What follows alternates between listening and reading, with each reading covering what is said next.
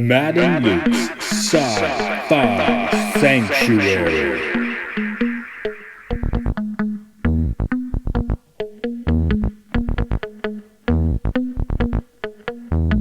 The year is 3013. The galaxy is scintillating in the mellow light. Two galactic pilgrims seek out vistas in the samurai future to bring forth the unity of the cosmic shaman. Opening the door of the pantheon of mystics, the evil sorcerer wizard powers the engine of science, seeking to forever alter the sacred balance, traveling on effervescent balls of summer fire. This week, Short Circuit 1 and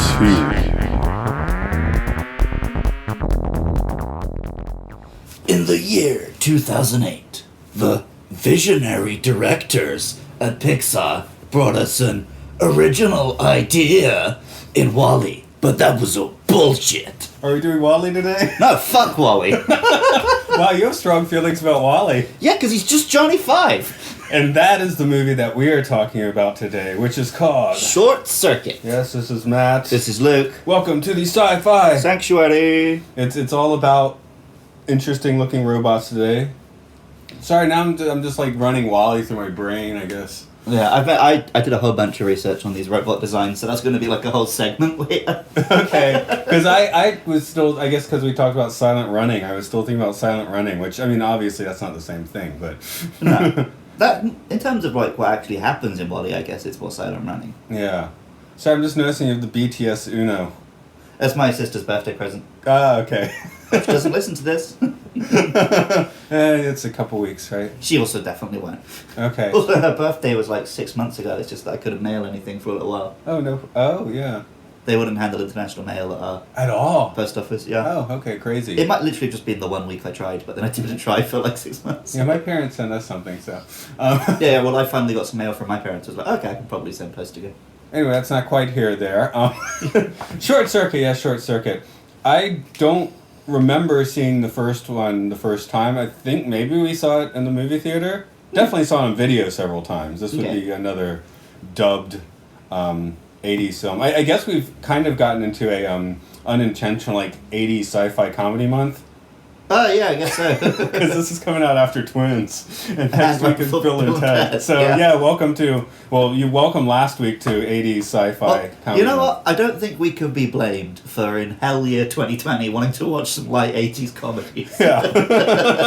But we are talking actually about both movies today. We like these movies, but I don't know if maybe they could warrant... I don't think many people would download the Short Circuit 2 episode, even though maybe they should. Right, yeah. Let's put it that way. So, how about the first one? Give me your... So, I watched, I think, both of these a lot as a kid. But to the point that my childhood memories, I can't remember which film was which.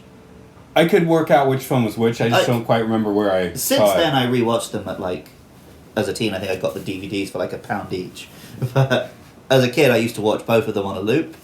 But to the point that they were just one film in my head. Right. Well, I mean, I was asking, like, what's your choice for, one of the ones we're going to do? You're like, it's my birthday, Short Circuit. Oh, yeah. I just have a lot of nostalgia for these films and affection. No. I'm not going to sit here and tell you they're masterpieces or anything, but I think they are good, fun films. I'm just saying you went with the hard sell, and I was like, yeah, sure, Short Circuit, I'll talk about those. Well, to be honest, I wasn't even sure if, like, normal people have seen these. So. Okay. No, I've seen them quite a bit. Well, not for 30 years, but in the late 80s I saw them quite a bit, and so I do want to talk about Short Circuit 2 because I do have a very distinct memory of seeing that the first time. Okay, that's cool. Which would have been actually I haven't seen Stranger Things season 2 or 3 with the 80s mall. Right. Is that 3? 3's the one with the mall, yeah. Okay, anyway, that was actually one of my local malls, so I saw this at one of these satellite theaters around that mall. It was full 80s, like more 80s than the Stranger Things, right? But I think it was my first time in a proper multiplex. Okay. And, pastel colors because it's the 80s, right? Just, like, it seemed a little smaller. Like, even as being 9 years old, I was like, it seems a little smaller and boxy, and, like a few corners had been cut at the cinema. So I think Short Circuit 2 is actually my proper introduction to the multiplex. See, I've never basically been to cinema that's not a multiplex. Yeah. Before that, did they just have one screen and you saw the film that was on? Well, like maybe 2 or 3. Right. I mean, it was the A's area. That was what my hometown cinema was like, I guess. Yeah, Atlanta had a cinema. It's called Toco Hill Cinema. Just fantastically giant screen, put 70 millimeter on it, and then sometime, probably around the time Short Circuit 2 came out, they split the thing in half and made it 2 theaters, which you should probably get a giant middle finger. But I mean, come on, you got an awesome big screen, keep it, folks. I know the Plaza Theater in Atlanta. Sorry, this is like for Atlanta people. That's an Art Deco theater, which is very cool. You should look it up if you want to see a cool Art Deco theater. Okay. The one catch is they turn their balcony into like another tiny theater. Huh. So the main one's still pretty nice. Doesn't have a balcony, of course, but that's where I saw. I've seen lots of movies there. That's where I saw Godzilla's Revenge or whatever. So that was cool.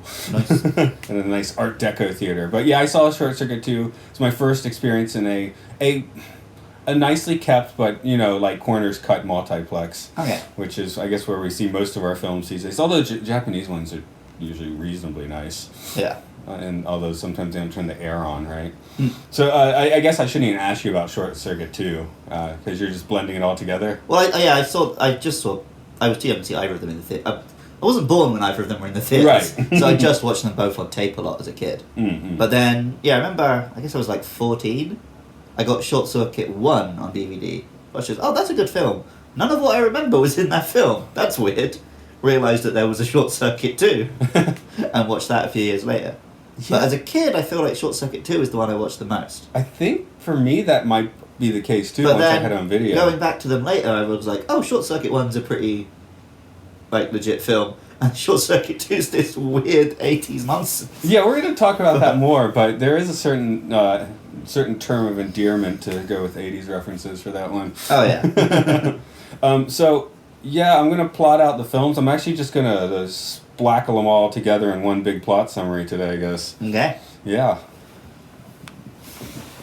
Is splackle a word? Today, Matt, today!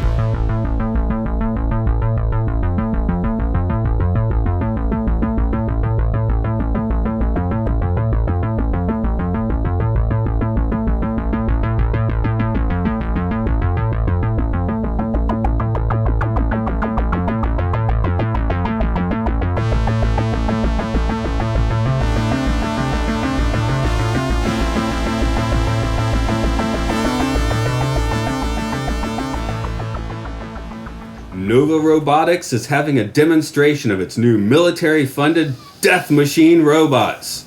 Creators Newton Crosby and Ben Jabatuya, did I say it right? We're hoping for more peaceful applications, but what can you do?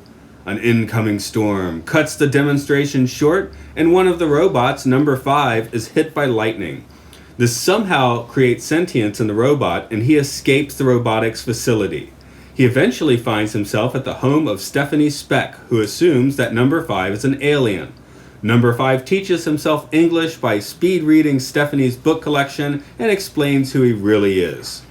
Stephanie then contacts Nova, who dispatches Crosby and Japutuya to collect the robot, disassemble it, find the malfunction, and then reassemble it. Wait, disassemble? Number 5 realizes this would destroy his newfound sentience, and he goes on the run once again. Crosby and Jabatuya manage to track the robot down, but like Stephanie, they are beginning to realize that number 5 is alive. Thus, Nova Chief Dr. Howard Marner sends in his military security under the charge of Captain Scroder, to bring in number 5. Number 5 manages to reprogram a few of his brother robots to become a trio of nitwits, but is seemingly destroyed by security while on the run. Fortunately, number 5 had sent out the last of his brother robots as a decoy, and he is alive and well. With Nova believing him blown up real good, Stephanie and Crosby head for a secluded farm in Montana with the now renamed Johnny 5. And now it's time for Short Circuit 2. Since Nova Robotics has gone bankrupt, Ben Javeri has headed to New York City to sell tiny toy versions of Johnny 5 the Street Hawker. Fred Ritter, a proper con artist, convinces Ben to go into business together to sell the toys. Fortunately, they gain the interest of Sandy, an assistant buyer at a major toy company. Even more fortunately, Johnny Five shows up in a mail order crate from Montana and is ready to help them create those toys. On the downside, their new factory has a couple of squatters trying to dig a tunnel into a nearby bank vault. Anyway, Johnny explores New York City, becomes a gangbanger. Ben tries to get it freaky with Sandy. Fred tries to straight up sell Johnny Five for $11 million, and the bank robbers get Home Alone style welcomes from Johnny's custom built traps in their factory. Then shit gets real as the robbers get their boss to convince Johnny to dig a hole into the bank vault, for which they pay him back by trying to brutally axe murder him. Johnny has Fred sort of fix him and goes punk rock PG-rated Terminator on his tormentors. With Johnny bleeding out precious battery fluid, Ben is able to save him just past the nick of time. Our heroes later have a profitable robotics company, Ben becomes an American citizen, and Johnny is now gold-plated, blinged out for some reason. I preferred the Los Locos redesign.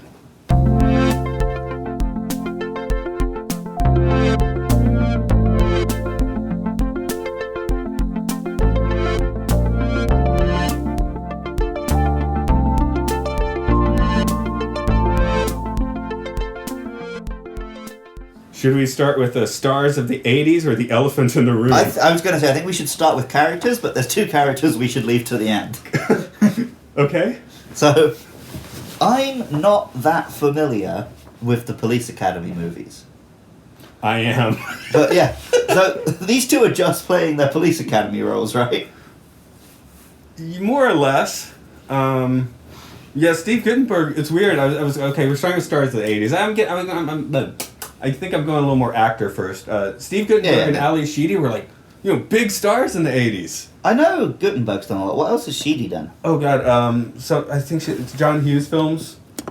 I'll look her up. Yeah. Breakfast Club, it's her, I believe. Yeah, Breakfast Club. That's a big one. She's got a few others, but yeah, she was actually quite popular. It's kind of like, I'm losing her name. Back to the Future. I can only remember Lorraine. I don't know anything else she did either. So. Leah Thompson? Okay, yeah. Okay. I'm looking at her now and it's like Ali The Sheedy Breakfast Club, St. Elmo's Fire, War Games, Short Circuit. Yeah, she was big in the 80s. Very 80s. But for her and Steve Guttenberg, it's like the dial turned to 1990 and they like evaporated. Mm-hmm. I put in my notes, like I almost like don't want to know where are they now. I'm just like, they evaporated in 1990. Apparently she's in X-Men Apocalypse though, so I've got to click that. Oh. Okay.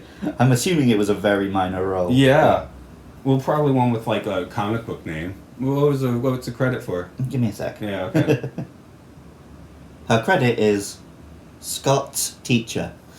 Scott's teacher. Okay, that's not a real role, is it? No, she's just the teacher in Cyclops' class, I guess, before Okay. he joins the X-Men. Well, where is she now? She's there. She's doing those sort of bit parts, yeah. Steve Guttenberg. I see. I can't picture him. I can't picture him past like maybe 35 years old. Yeah, I feel like he must have done stuff, but Maybe he's an agent now or something. I don't know. he looks a lot like Shatner now. Okay, I can see that a little bit, I guess. He's just got fat and a fake tan, I guess. Has he got any recent credits? See, again, lots of 80s credits. Cocoon, we said Police Academy. He's all he over. did Lava Lantula in 2015. Okay. I'm guessing it's one of those asylum movies. But yeah, he basically has no credits after the year 1990. Right. So yeah, they turned to dust or something. They're fine. I mean, they do have a little bit. They have 80 screen credits. He also is that did why? 2 Lava, 2 Lantula. Oh, sorry, you got one there. Amazon Women on the Moon, fantastic. That's still 87 though. Yeah, I know it's still the 80s. I'm just like, Alright. if you don't, it's again, it's not a good movie at all. But I find it. I have some psychic touchstones in that movie. I guess It looks is what I'm like he saying. just plays dads in straight to DVD stuff now. Okay, there we go. So yeah, they're fine in the 80s. I don't really know what happens after the 80s, I guess, except the 90s and 2000s and all the way to this fantastic 2010. 2020. Yeah, Sorry, I skipped a decade there. everyone wants to. Okay, Fisher Stevens, it's a weird one. Oh yeah, that's the one I was going to leave to the end. Of the But- segment? He probably needs his own segment. He needs his own segment. Okay, So I mean, we've got characters in Short Circuit 2 as well. yeah, Michael McKean, of course, is of note. Yeah, it's especially... So you haven't really watched, like, Breaking Bad and Better Call Saul. Right? So Saul Goodman, Bob Odenkirk's character, is this character from Short Circuit. He's like a street hustler. And Michael McKean is the one who's, like, disapproving and judgmental and... like, the straight-laced guy, so it was real funny seeing him play this character here. Yeah, it's real funny for me coming from the different angle of just having seen him in all the movies with Christopher Guest and Harry Shearer, Spinal Tap or Best in Show. He is a good actor. He's completely different every time you see him. Oh yeah, that's the sign of a very good actor, right? Exactly. Of course, mostly a comedy actor, but he has a couple. I think he has a couple. He's not a comedian. He's a comedy actor, I think. Yeah. Well, yeah, he's never like the wise guy. He's the guy jokes tend to be at the expense of. Right, but he plays them very well. Yeah. That's the thing. Well, yeah, there is a real art to being the straight man in a comedy. Yeah. Although he gets some wonderful one-liners in Spinal Tap. Well, he gets great lines. Yeah. Have you seen the mockumentary films? I've definitely seen Spinal Tap. I'm British, so... Right. I'm talking the other ones, Waiting for Guffman, Best in Show, Mighty Wind. You've told me about Best in Show, I think, but I've not seen it. Okay, he's fantastic in those as well. So. Yeah. Characters, Sandy looked like was like big hair 80s woman. Yeah, she is just a plug-in 80s actress, it felt like. I like again. She's nice enough, she does the job. But... Again, but it's like when we did Detective Pikachu, where I just had to like shoehorn the female character like into my plot summary. Right. Kind of with her too, like Yeah. Ben, okay, they get the attention of the toy manufacturer lady, because I mean that's not really important to the plot. Yeah, but then like... and chases after Sandy, which again isn't based bad. on nothing as well. It's like... And he comes kind of across creepy today, yeah, right? well, then too. Yeah. I guess they were going a bit for Cyrano there, but one is even if he's sentient, I don't know if a 2-year-old robot is really the best place for romantic advice. But I guess Ben has no other place to turn. Well, I mean, the robot's just giving the advice from the books it read. Like, Right, exactly. Yeah, he should have asked old Michael McKean. What was his name? Fred in the movie? Fred, yeah. Yeah, okay. Should have asked Fred. Well, he was on the outs with him at the time, I guess, before his Heart of Gold came out. Fred is one of those names that I just find it difficult to take seriously anymore. I don't know why. I mean, my granddad's called Fred. But Fred is just not... Like, imagine having a baby tomorrow and naming it Fred. No, you'd name it backwards. Durf? Yeah. Exactly. Michael McKean could play a Durf. So we just had, I guess because of this movie, we had that word like rolling around a lot when I was in junior high or something. No. We thought it was hysterical to use that word for some reason. I do remember in the 4th grade schoolyard the Los Locos chant being bandied about some as well. That's pretty fun. Yeah. Not so, I guess, you couldn't put that in your movie now. Apparently that one has a TV edit as well. Without ass and balls. Where it's like Los Locos kicks your teeth. Los Locos kicks your face. Los Locos kicks your something into outer space. Yeah. Or something. Okay. Yeah, I can't remember what that last one was. Yeah, okay. Head, maybe? Really? They had to edit that much in the... I guess they Apparently this film has like a really substantial TV edit. Because it's just got a lot of, like, as you put it in your notes, PG swearing. I wonder which one I was watching now. I guess I feel like I know the Los Locos chant with the proper PG obscenity, so... Yeah. Must have been that one. You said characters, and now I feel like I'm reaching, because Sandy wasn't the right place. Oh, what, Harold? You've got all those... Howard, I think it was. But yeah, just look like these shoehorned in criminal types. Well, see, Short Circuit 1, of course it only had a few major characters, but the minor roles all felt unique to that film. There's like the scientist guy who's turned businessman, there's the security guy trying to chase them, there's all the scientists and the guards. But in Short Circuit 2, all the peripheral cast are just the most generic 80s pop guys, right? Yeah, people in the city. It's like when we were watching Twins, and I'd forgotten about all of this stolen engine, criminal... because it's just like... Apparently in the 80s you just had to have that subplot for no reason. So here, for no reason, there's like, oh, here's a bank heist subplot, and here's a gang subplot, and here's this subplot, and that. I kind of feel like, especially Short Circuit 2 does kind of, without having quite as good actors, well, Michael McKean's quite good again, but walks sort of that weird twins tightrope, where it's not good, but it's weirdly charming. Well, it definitely feels like the first one someone had an idea, they made a film, it was very successful, and the studio is just like, got, script guy number 3, hash us out a sequel and we'll get it filmed for next summer sort of thing. Oh crap, we can't get our leads anymore? Screw it. Yeah. Yeah, speaking of characters not in the second one, that's kind of just weird. Yeah, you got like that one recorded message from Ali and that's it. Which she literally phoned it in, I guess. Yeah. But it's like, really they are too busy with Police Academy movies and St. Elmo's Fire? I don't remember what year St. Elmo's Fire was, probably earlier. Well, I think it was around, was she too good for that movie? Well, the second movie was like the end of the 80s. They were at the absolute height of their powers. Maybe they just didn't want to pay him that kind of money for a sequel. Yeah. Because, I can imagine the studio bigwig thought process is, well, people aren't really paying for Steve Guttenberg, they're paying for the robot. And we don't have to pay the robot. It's above it. So, it's like, well, we'll get cheaper actors then, I don't care. So, I guess, sorry cheaper actors, we're just not going to get deeply into you today, I guess. Yeah.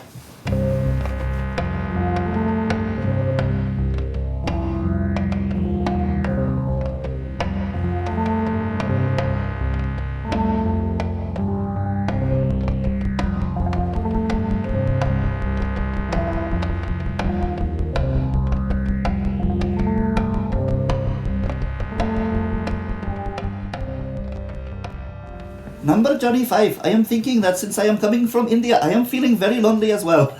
New India, is it? So.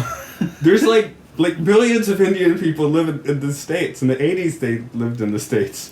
Yeah. Well, okay, so there is... I'm not going to say it justifies it. There is a story behind why Fisher Stevens is playing this role. He does, and I'm not going to disparage the actor. He does fine with what he was told to do. But he was cast in this role playing himself, a white guy.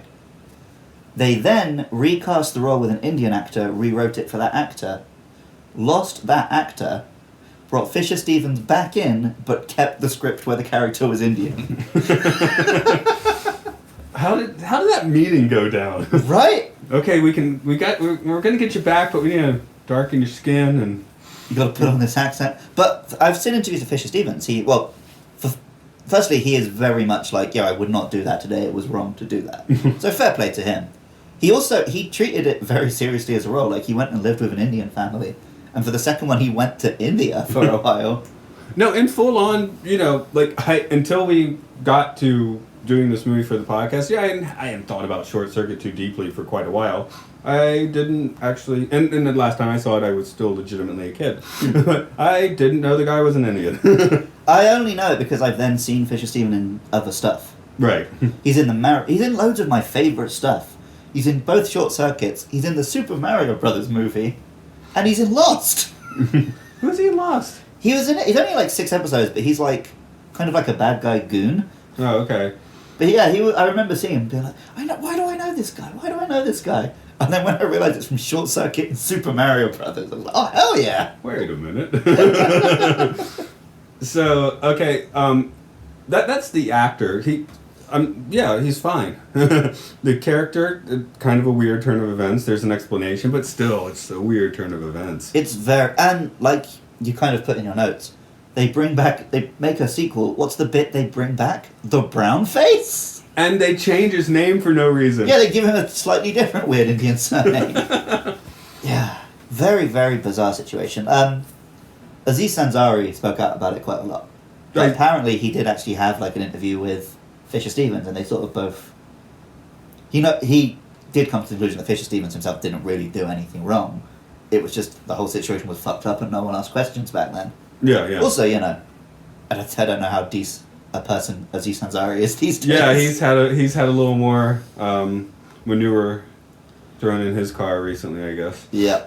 But it's a weird one. And I think, because of course Short Circuit's it was 2 films in the 80s, and most people haven't thought about it since. Like, I think it started getting brought up around the time Apu was starting to get brought up.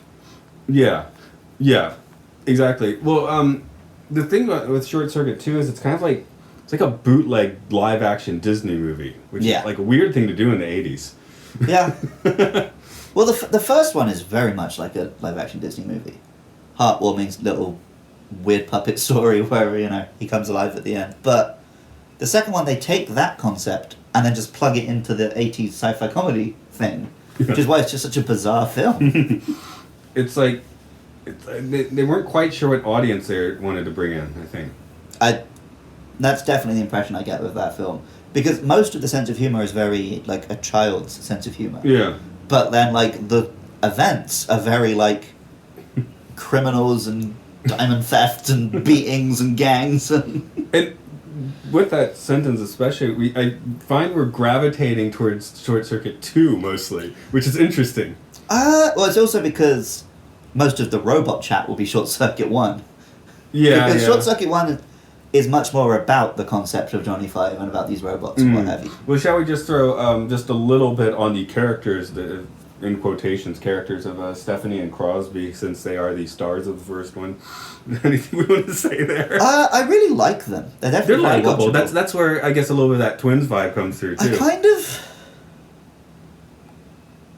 like Crosby gets the girl at the end or whatever, but he's kind of just a douche all the way through this film. He is, and what they say, hasn't left the lab for like years. Yeah. Well, and like he does the whole shtick of like, oh, you know, they took my science and they turned it to evil and war. But he was quite happily going along with it. He's pretty complicit. He hasn't left the Yeah. laboratory in 5 years. Like, I'm going to say it right now. Newton Crosby is a war criminal. Like, you know, he created unmanned drones to kill people. So, you know, fuck Newton Crosby. So Ben, choose your last name would also be complicit there. Yeah, definitely. So, Well, yeah. Stephanie and number 5 are the only good people in Short Circuit 1. That's the only pacifists in it. the other thing is, not that Steve Guttenberg's like the epitome of cool, but he's a little too cool for that character, I think. That's the thing, because they talk about him and set him up like he's super shy, you know, shut-in scientist guy. But then whenever he's actually around people, he's perfectly charming and friendly and... Yeah, when he's in that bar, like he's relatively walking the social mores. It was definitely tell, don't show in that film. Because at no point do they show us that he's in any way socially awkward or anything. Right. They just keep telling us that he is.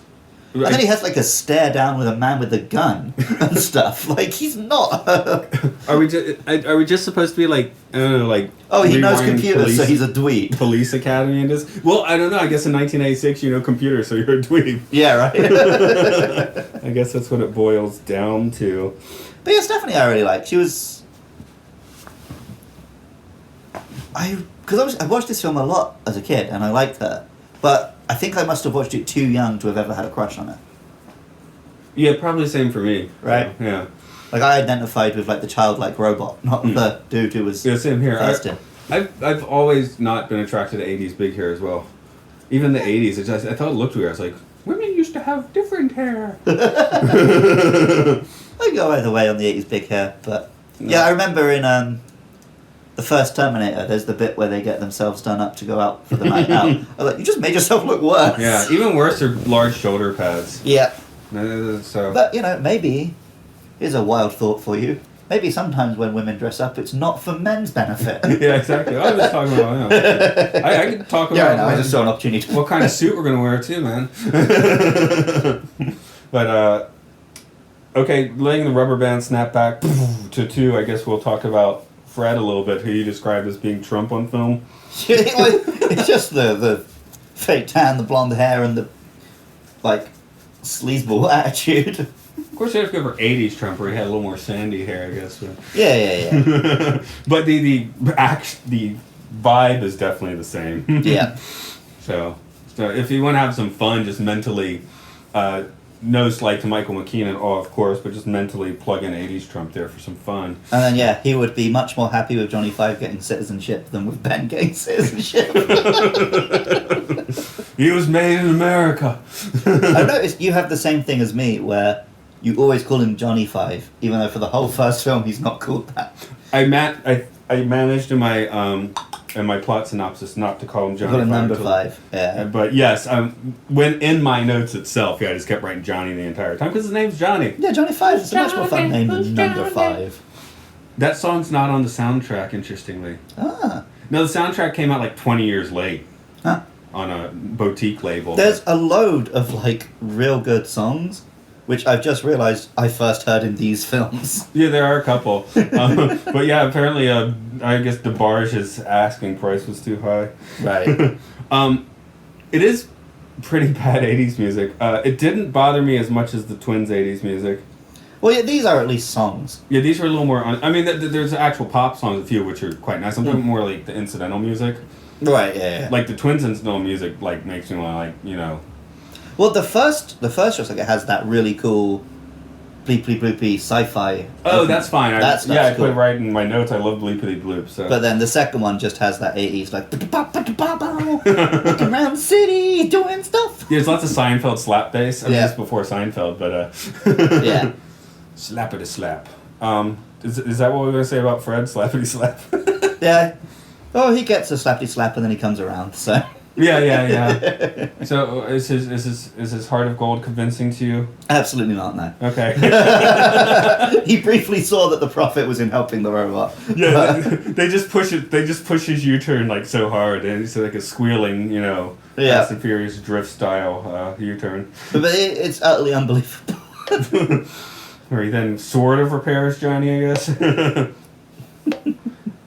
So I assume we're not talking about Johnny as a character in this segment. You wanna do that all on its own. I just well, we can talk about Johnny as a character because I want to talk more about the design and Okay, the let's robotic do stuff. Johnny as a character then. Yeah, I feel like when I used to watch this a lot as a kid, like my parents found him really annoying. I was thinking his voice is just on the line of annoying, but maybe from nostalgia. Doesn't Yeah, quite I cross feel it. like if we were watching it for the first time now as adults, maybe we'd find him annoying. Just doing all the like lines he's heard off TV bits. That was like every 80s puppet character, right? Yes. Oh, you were so. I see. You had a Mountain Dew. It should have been Dr. Pepper, right? Except I've for the actually same. I thought that myself. I've got a Dr. Pepper down there as well. Okay. Dr. Pepper was my drink of choice for like my whole childhood. Oh yeah, same here. I put Dr. Pepper will screw up your system. Dr. Pepper, KFC, and movies with monsters and robots. That was what I was into. And I said still my favorite childhood snack was Dr. Pepper with Cool Ranch Doritos and jalapeno cheese dip, which is not Yeah, healthy. you gotta have a dip with Cool Ranch Doritos though. Yeah. They are not a good taste on their own. Why didn't we get a better Dorito? Because that's the best one for having a dip. Oh, there we go. It doesn't Okay. really have a flavour on it. And then we got like the most horrible dip you could possibly get as well. It's reprocessed. I see. This is where Fat Franken Matt cheese. came from. Dr. Peppers and Doritos. Well, that's good. No, I was like 8, 9, 10, and you know, like junior high year. Like, I'm sure it contributed, but you know, at the Yeah. time I was pretty skinny. Oh, I used to eat loads of shit as a kid and never put on weight. You say Then I me, got to my yeah. mid-20s and started putting on I know in weight. America they call it the freshman 15. You start uni and you're supposed to. And I think by the end of uni I'd gotten a good 30 on. Nice.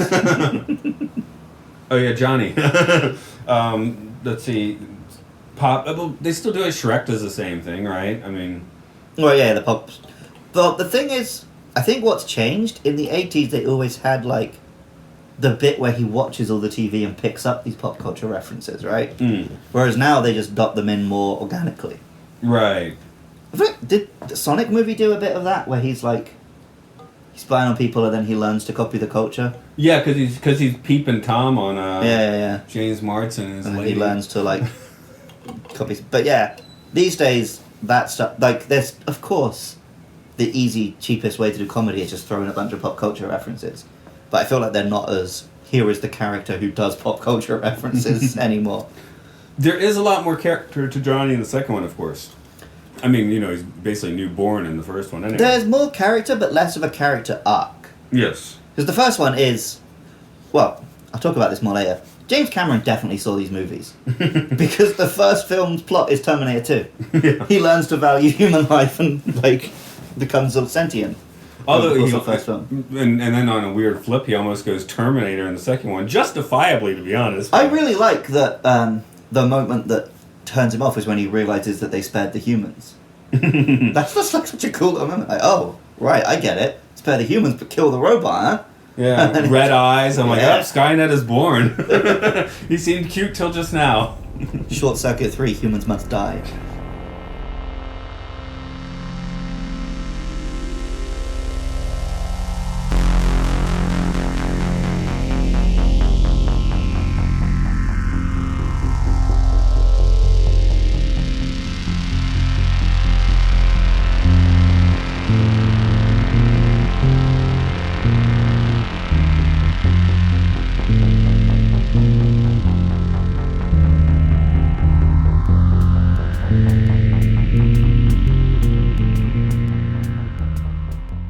Robot design is where you want to go. So I brought up at the start Wall-E.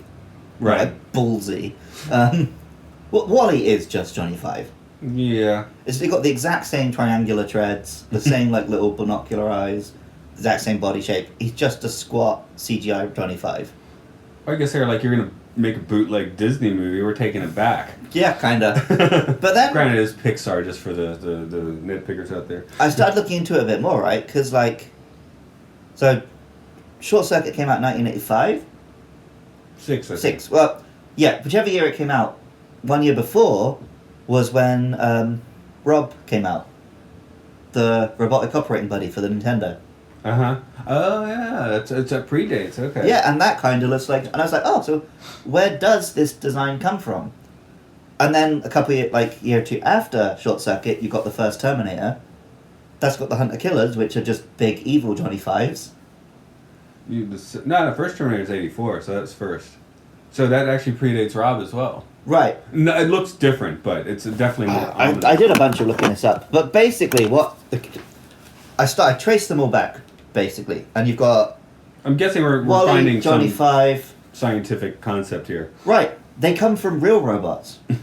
So the whole tank tread humanoid thing Mhm. is from the General Electric Beetle, which was a big robot built to service nuclear weapons.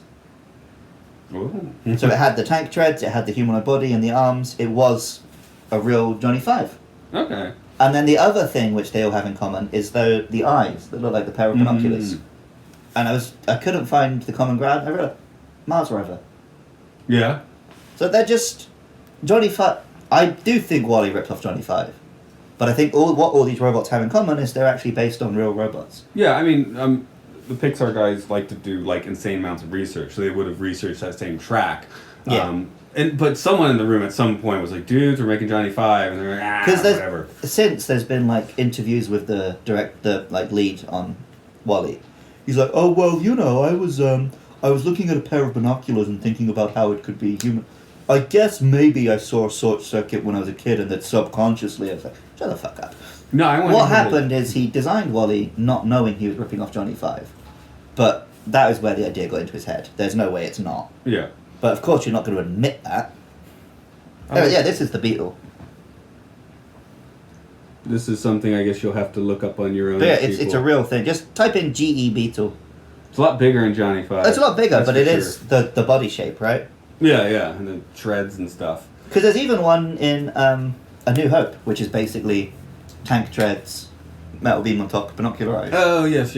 I mean, makes sense for robotic design, which is why I guess it makes sense in this movie. So. Yeah. But yeah, so I was wondering where that design originated. And it comes from a whole bunch of places, but it's sort of... Johnny Five is where they coagulate into this exact shape. Mm. And then after that, other films, straight up ripped it off. Man, did you take it back to any World's Fairs, like maybe 64 World's Fair or anything? I couldn't see any. Okay, that seems like a place where they might have had some. Oh yeah, Terminator is version. 2 years before Short Circuit. Yeah, I don't know. I know dates for films really well, which is not. I did know that. Just for some reason, and R.O.B was 85. Yeah, well, you called that out, so. Yeah.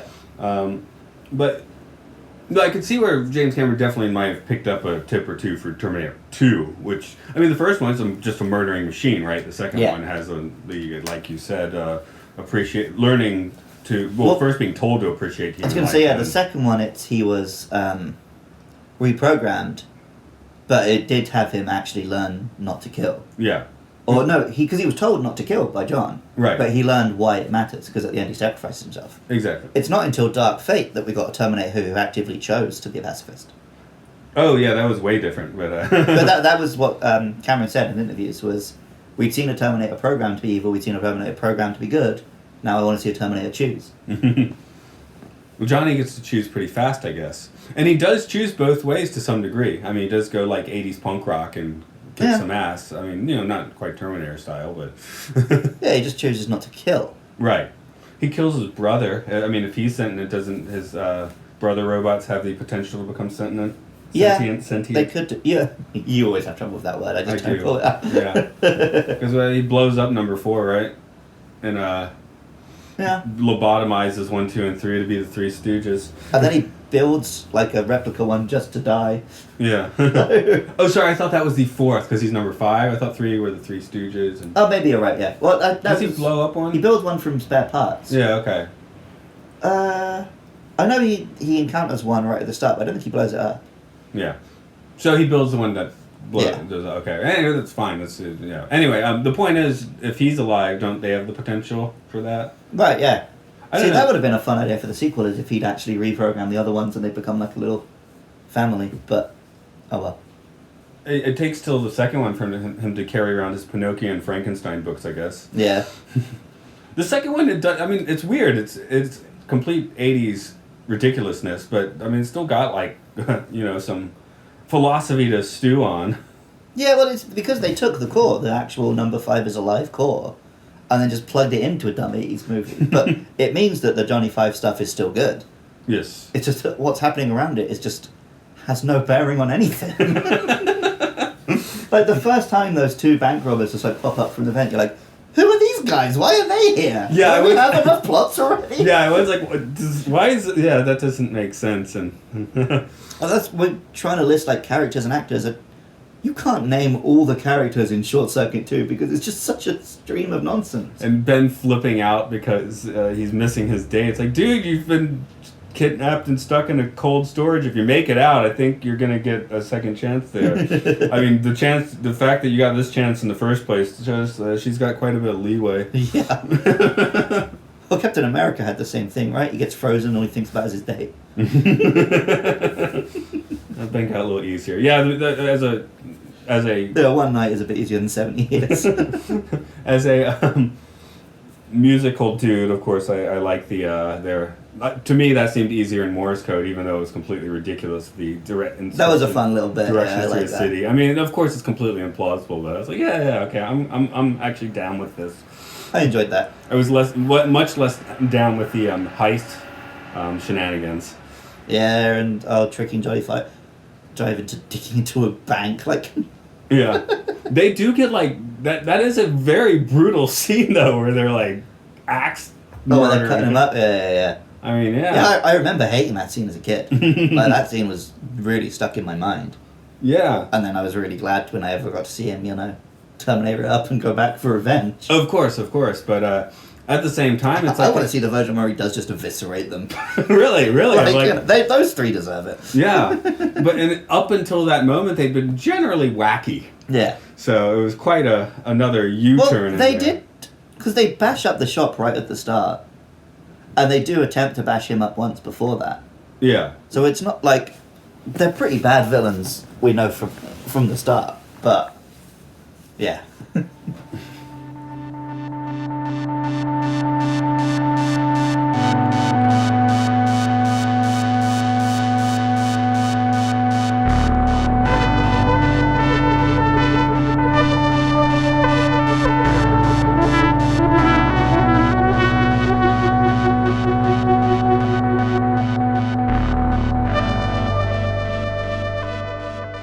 So is number 5 alive?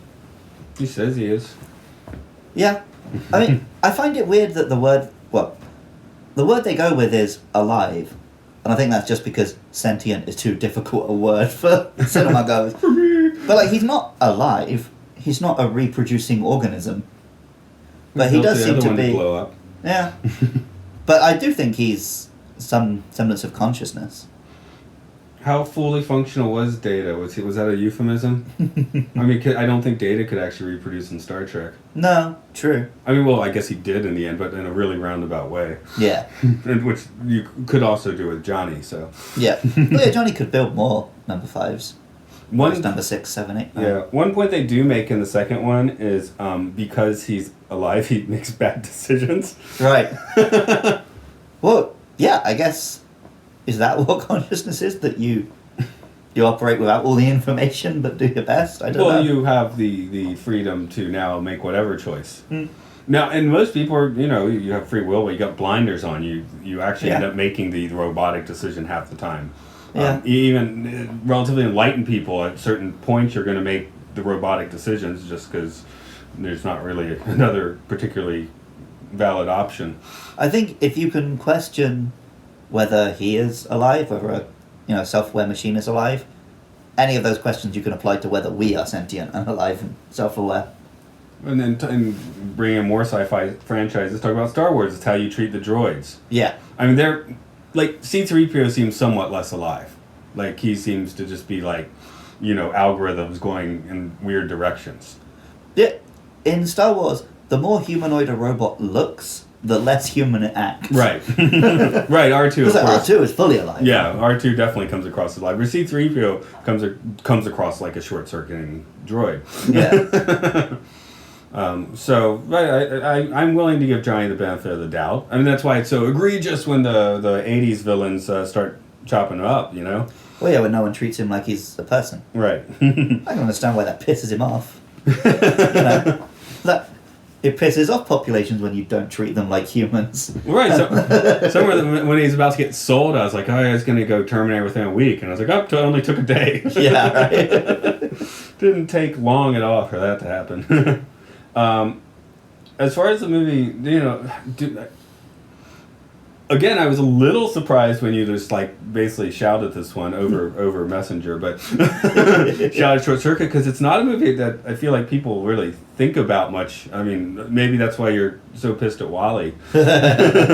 Which, yeah, I thought the movie was fine. It's not such a rewatchable one, probably because it's a little slow, but I like the silent half of Wall-E. Right. Yeah, the slow part being when they get on the ship, more or less. Yeah.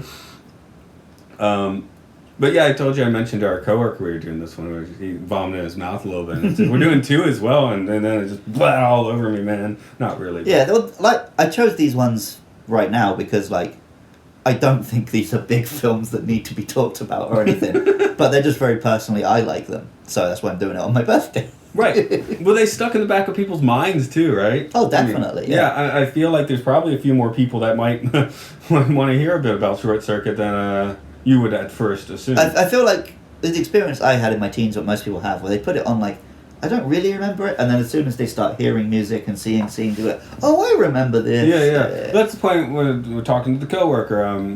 He didn't have a good response, but he had a strong response. He definitely remembered it. Yeah.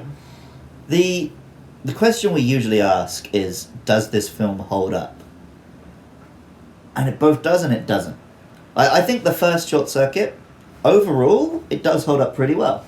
It's got a through line, it's got a character growth, it's got a nice arc, it's got emotional moments, it says something interesting. It also has a white guy playing an Indian in brownface, and the big moment where he realizes Johnny Five is alive is when he tells him an anti-Semitic joke. Yeah, that doesn't go down so well. So it's got just a couple of little elements that really have not aged well. Yes. But overall the film has.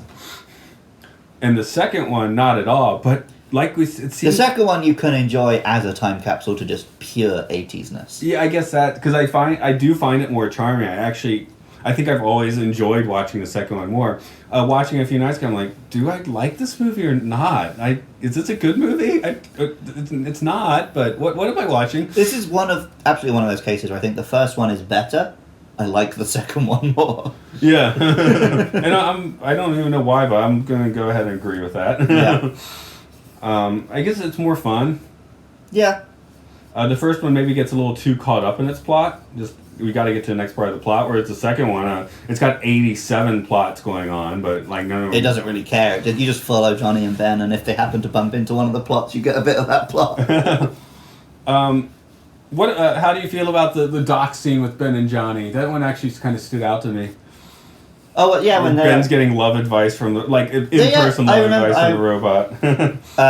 That's actually one of the scenes. This morning I was kind of watching it at double speed just to refresh myself on the second one, but that scene was one where I stopped and watched it because it's just that thing actually is kind of poignant. Where he's like, he's talking about how I'm so alone because I'm a robot, no one believes me. It's like, yeah, I had the same experience being an Indian in America. I have the same experience being an actor, having to do this and do a decent job. that one scene actually gets so there is kind of a nice human core to that film. Right. Because Ben's just a stereotype in the first one, and the second. So nowadays, it's got to be the star. The second one, you're taking like this egregious stereotype, and now we got to actually flesh it out some. Yeah. So fortunately, they did have an actor that could manage that. So. But yeah, if they'd actually had an Indian actor in both films, then the second film would be like something pretty legit.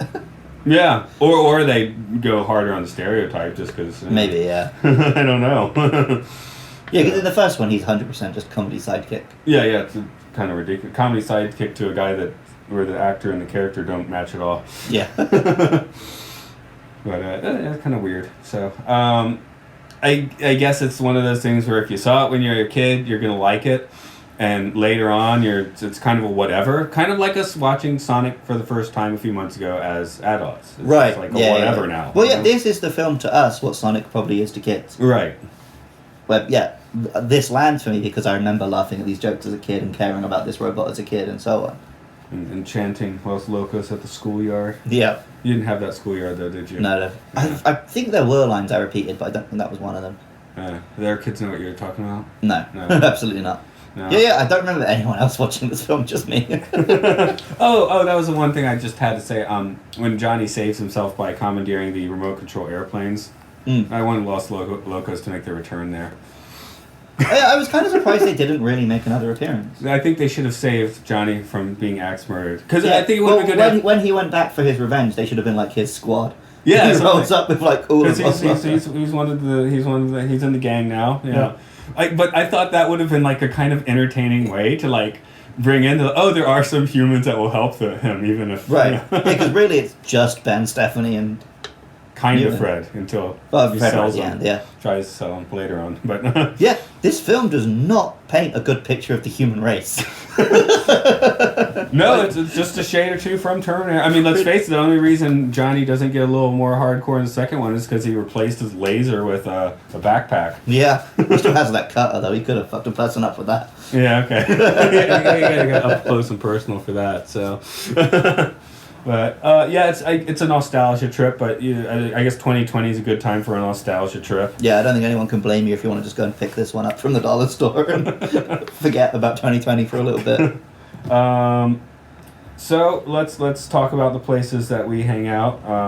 Let's do the Pokemon thing. Oh yeah, if you want to listen to my other podcast, because you just want to feel nostalgic and escape 2020, I do a Pokemon podcast called Luke Loves Pokemon. You can find it on Twitter at LukeLovesPKMN. Find it on your podcasting app of choice. It's not like this one. They're just little 5 to 10 minute episodes about a different monster each week. It's a bit of fun. Monster out your window. Big old truck. Okay. Sorry, there's a truck now, folks. Is it better than the bugs in Batman Begins podcast? I don't know. I know, they were very amusing. No, I'm talking about the cicadas that were just... I think that gives a nice atmosphere. Okay, cool. Well, hopefully this truck gives you a nice atmosphere. Sorry, I interrupted you a bit there. That's fine, that's pretty much done. Okay. If you like the music you heard in this podcast, you can find Matt's music at rovingsagemedia.bandcamp.com. I assume he's going to use something bleepy bloopy. Yeah, and I should just mention here, we haven't actually recorded for a month, we did Rocky Horror a few weeks ago, and I haven't at this moment, but I'll do that Bill and Ted thing where I'm saying it now, but it's gonna happen. That there's an EP of the tunes we did for that on the rovingsagemedia.bandcamp.com page. So if you want to hear the full versions of our Rocky Horror renditions, including our guests, you can go check that out. I'll do that. And for more on this podcast... Am I on that a little bit? You're in the chorus for the time warp cool. a little bit. I'm a professional singer now. There you go. Our own podcast is at MLSFS pod at.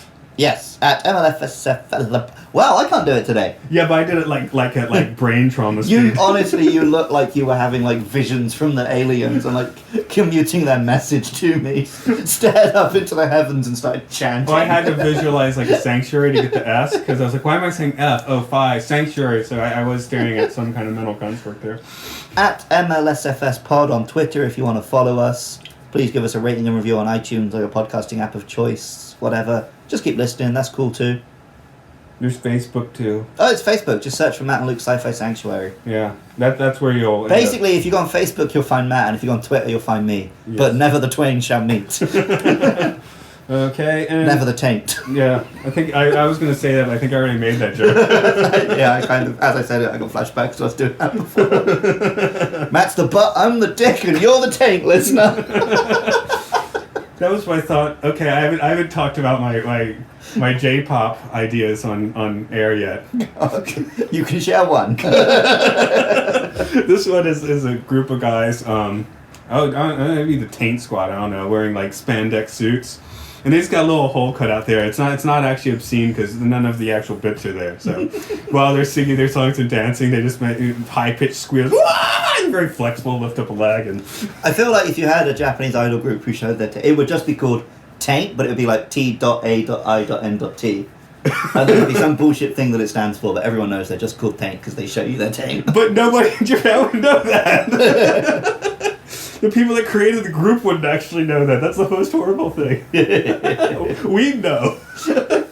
Yeah, oh my. Okay, what should the listeners do then? You have a whole menu of things to go with here. Well, they should spread their legs as far apart as they can and exit the sanctuary through their taint. I thought you were going to go Los Locos. Okay.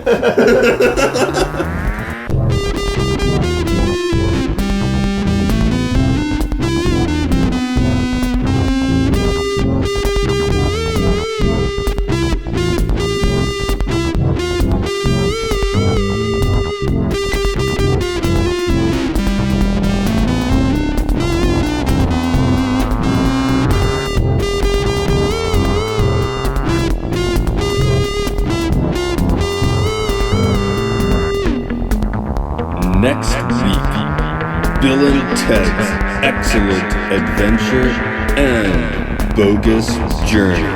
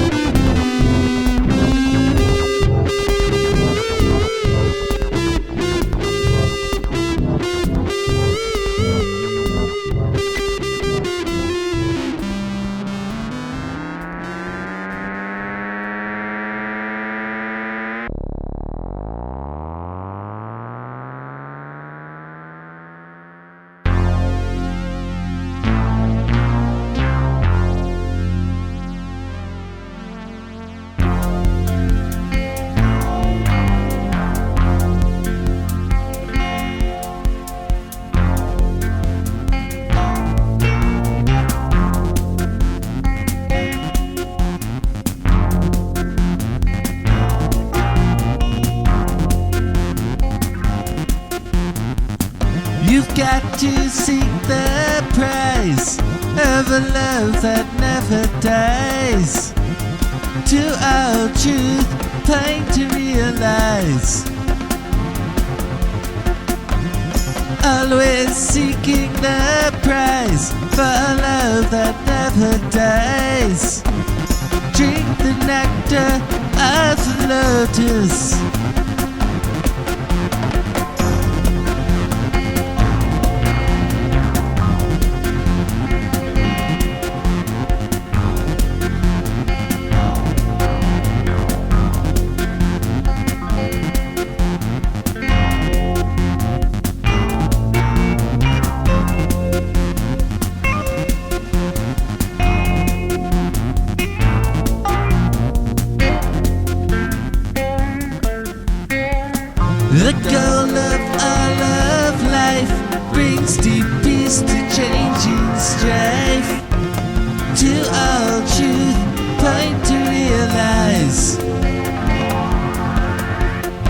shining star of love bestows glories from above. Drink the nectar of the lotus.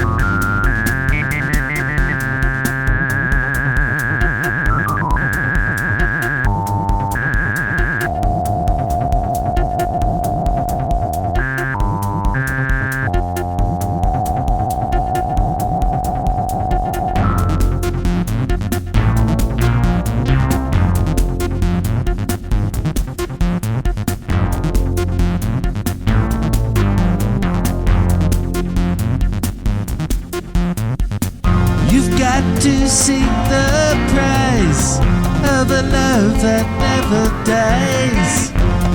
To all truth, point to realize. Always seeking the prize for a love that never dies. Drink the nectar of the lotus. The goal of all of life brings deep peace to changing strife. Drink the nectar of the lotus.